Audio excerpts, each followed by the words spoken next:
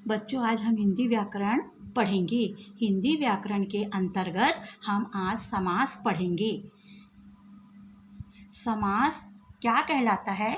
दो या दो से अधिक शब्दों के मेल से जब एक नया शब्द बनता है उसे समासिक शब्द, इस प्रक्रिया को समास कहते हैं। जब दो या दो से अधिक शब्दों के मेल से एक नया शब्द का निर्माण होता है उसे समास कहते हैं। समास के प्रकार। पहला, तत्पुरुष समास। जब किसी शब्द में पूर्व पद गौण तथा उत्तर पद प्रधान होता है तो वहाँ तत्पुरुष समास होता है। ये संज्ञा और संज्ञा के मिलने से तथा संज्ञा और क्रिया मूलक शब्दों के मिलने से बनते हैं। जैसे स्नान गृह। स्नान गृह मतलब स्नान के लिए घर। हस्तलिखित मतलब हाथ से लिखा हुआ। इनके समस्त पद बनते समय विभक्ति चिन्हों का लोप हो जाता है। विभक्ति चिन्हों का लोप हो जाता है। लोप मतलब लुप्त हो जाता है। इसके विपरीत समास विग्रह करते समय विभक्ति चिन्हों में से, पर, को, द्वारा, का, के, लिए आदि का प्रयोग किया जाता है। तत्पुरुष समास के उपभेद प्रकार। तत्पुरुष समास के दो उपभेद होते हैं। पहला है कर्मधारय समास, दूसरा है द्विगु कर्मधारय तत्पुरुष समास।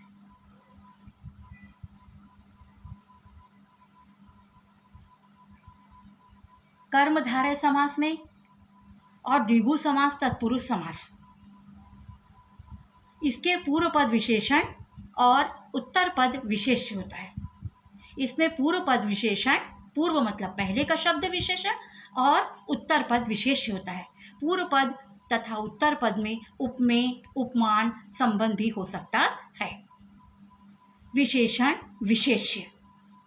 विशेषण विशेष्य जैसे पीताम्बर, पीताम्बर, महाविद्यालय, नील गाय, नीली गाय, महाविद्यालय बहुत बड़ा विद्यालय, पीताम्बर, पीतम, अंबरम जैसे पीला अंबर। उपमेय और उपमान। घनश्याम, घनश्याम, कमल नयन, चंद्रमुख। घन मतलब बादल, काला, श्याम मतलब कमल नयन मतलब नयन कमल के जैसे, चंद्रमुख मतलब चंद्रमा के समान मुख। द्विगु समास। द्विगु समास में भी उत्तर पद प्रधान होता है और विशेष्य होता है, जबकि पूर्व पद संख्यावाची विशेषण होता है। द्विगु समास में संख्यावाची विशेषण होता है। जैसे एग्जाम्पल, पंचवटी, 5 वटों का समूह। तिराहा, 3 रास्तों का समूह। चौमासा, 4 मासों का समूह आदि शब्द। शताब्दी। सेकंड में लेंगे हम बहुब्रीहि समास।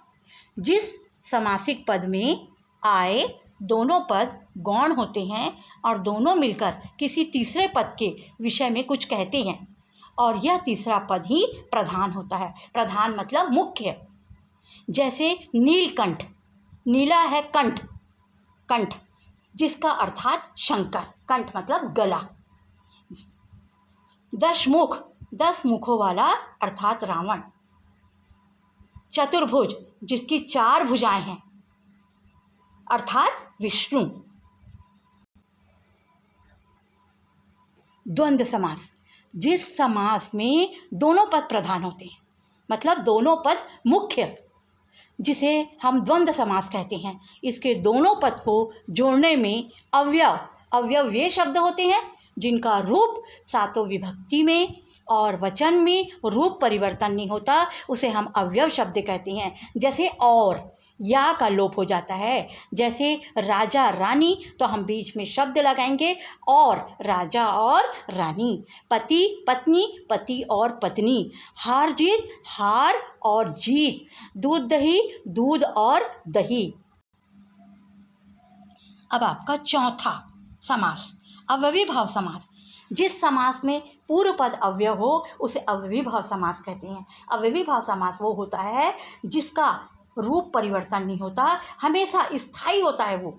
जैसे प्रतिदिन, दिन हर रोज, यथाशक्ति, शक्ति के अनुसार। आमरण, बेगटके। द्विगु और बहुब्रीहि समास में अंतर।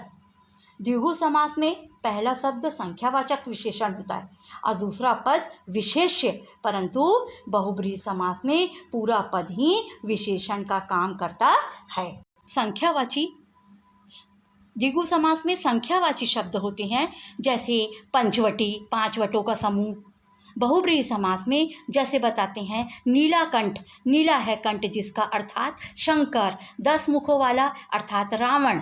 चतुर्भुज, जैसे 4 भुजाएं हैं अर्थात विष्णु। इसी तरह त्रिनेत्र, 3 नेत्रों वाला। चतुर्मुख, 4 भुजाओं वाला। 3 आँखों का समूह, 4 मुखों का समूह द्विगु समास। जबकि त्रिनेत्र, 3 नेत्र अर्थात शिव। 4 मुख जिसके अर्थात ब्रह्मा बहुब्रीहि समास में लेंगे, यानी इनके विग्रह पर निर्भर करता है कि इन्हें किस समास के अंतर्गत रखा जाएगा। धन्यवाद।